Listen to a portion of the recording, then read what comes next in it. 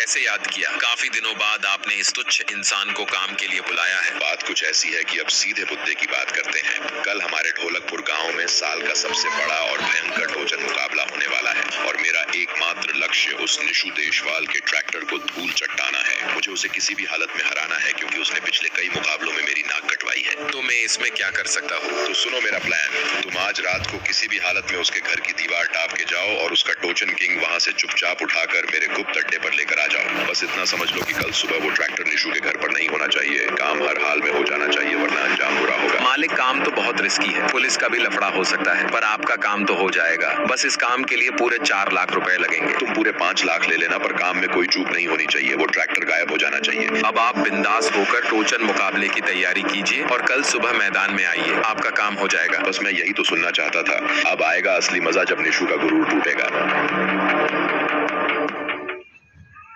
शायद यही है उस निशु देशवाल का आलीशान घर, जहां वो अपना कीमती ट्रैक्टर रखता है। मुझे यहाँ से बहुत फुर्ती और सावधानी से टोचन किंग को लेकर निकलना पड़ेगा। मैं अभी अपनी इस बाइक को यहीं पार कर देता हूँ और जल्दी से पैदल अंदर की तरफ चलता हूँ ताकि टोचन किंग को यहाँ से उठाकर फरार हो सकूं। मेरे होते हुए वो टोचन किंग को लेकर कल के टोचन मुकाबले में शान से पहुंच जाए। ऐसा तो मैं सपने में भी नहीं होने दे सकता। बहुत आहिस्ता आहिस्ता कदम बढ़ाने होंगे क्योंकि पास में ही पुलिस स्टेशन भी है और रात के सन्नाटे में जरा सी आहट भी मुसीबत खड़ी कर सकती है। और कहाँ खड़ा है उसका वो लाडला टोचन किंग, वो घटिया ट्रैक्टर जिसे वो किसी भगवान की तरह पूजता है। यहाँ सामने तो ये उसकी चमचमाती खटारा थार खड़ी है, शायद गैरेज के पिछले हिस्से में हो सकता है। मुझे गहराई से ढूंढना होगा, क्या ये इसके अंदर छुपाया है? हाँ, मिल गया। ये रहा उसका वही खटारा ट्रैक्टर जिसे मुझे यहाँ से चोरी करके ले जाना है। भाई जल्दी से यहाँ से निकलना होगा क्योंकि गश्त लगाने वाली पुलिस की गाड़ी कभी भी यहाँ आ सकती है। लेकिन ले जाने से पहले मैं इसका टर्बो और इंजन की खास तारें पूरी तरह से तोड़ फोड़ देता हूँ।